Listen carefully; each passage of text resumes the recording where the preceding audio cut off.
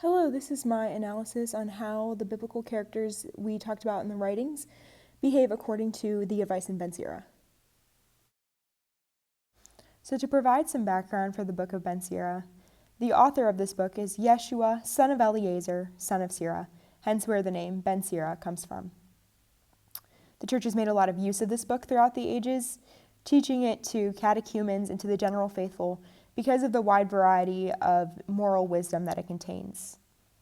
It is very clear upon reading this book that wisdom and tradition were heavily on the author's mind as he wrote this advice.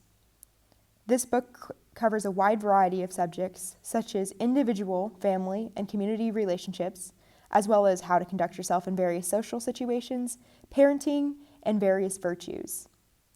Although this book was originally written in Hebrew, it was translated into Greek, and it is believed that the translator was the author's grandson.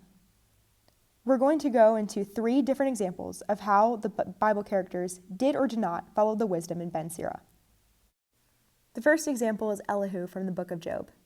In Ben Sira's advice on true friendship, he warns against false friends, saying, "For they are friends when it suits them, but they will not be around in time of trouble."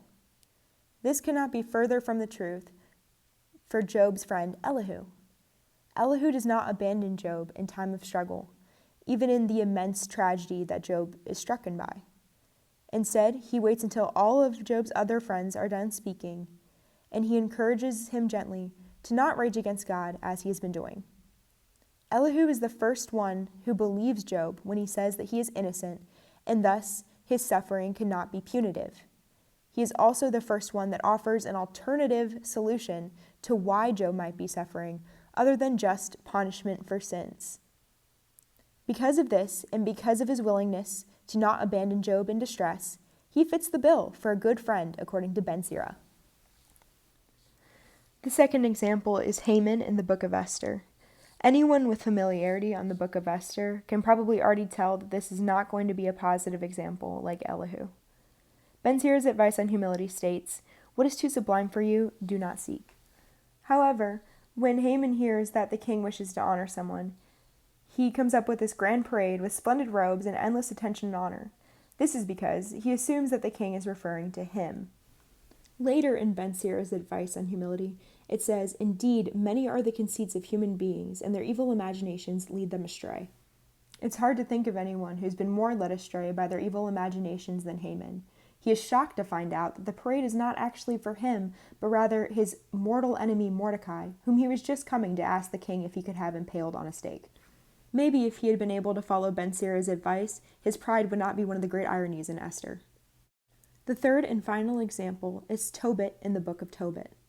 About almsgiving, Ben Sira writes, "The kindness people have done crosses their paths later on. Should they stumble, they will find support."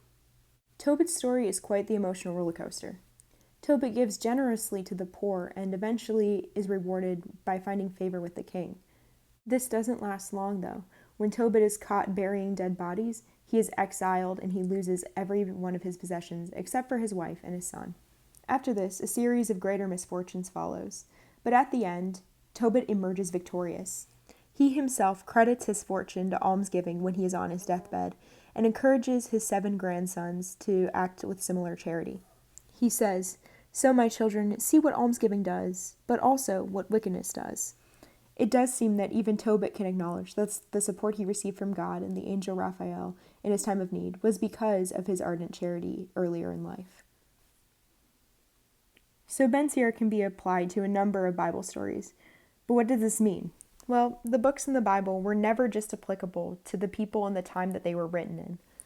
I think almost everyone can relate to Ben Sira's advice on what a good friend is in one way or another, because everyone has probably had a friend that has acted contrary to Ben Sira's advice. And there's no great secret that pride is still alive and well in the world, and there are no shortage of Hamans, people that like to take advantage of their power, even at the expense of others, and let their evil imaginations lead them astray. Some people would probably argue that good fortune doesn't really follow good people, but we at least know from studying them that people that give alms and give generously are happier than people that don't. So it isn't just Bible stories in which Ben Sira's advice is applicable, it's all stories happening past, present, and future. I would argue that even the advice that seems outdated probably has some little element of truth hidden in it somewhere. Really, the topics are so broad and there's so many of them that if you look for a connection, you'll find it. And here is my APA citation of the New American Bible. Thank you for listening to my presentation.